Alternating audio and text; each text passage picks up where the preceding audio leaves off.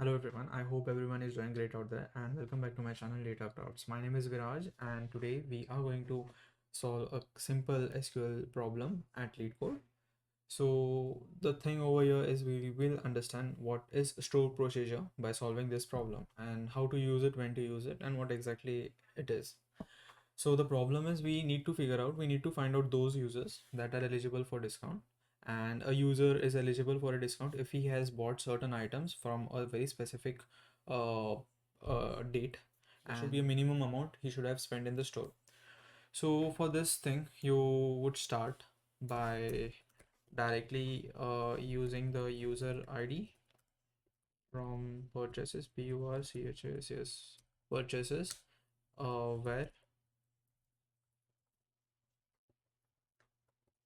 timestamp between start date and end date. The next thing is we need to also add a condition that states that the amount the user have spent should be greater than equals to the minimum amount over here. And the last thing is we have to order it by the user ID. So order by user ID.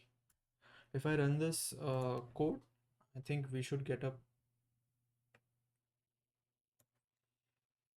yes. So there could be different users who have bought who have purchased in different months. So we just need to ensure that we get the distinct thing, right?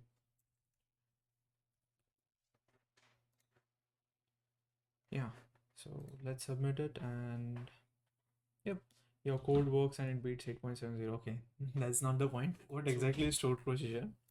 So you could state that stored procedure is a set of SQL concept statements that you are storing it in the database and execute it whenever you need it as a single logical unit. Over here, this is a single logical unit. You have passed on certain SQL statements. The thing is, you just need to write the stored procedure like the thing that is already have been written. You pass on certain SQL statements and you call it whenever you need it. So you call it by the function call and then pass on the parameters. The parameters over here are, let's say, start date,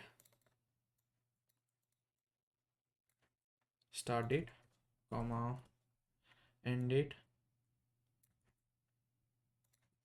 comma, the amount. The very useful thing of a stored procedure is that it could be used for repetitive tasks, then for solving complex calculations.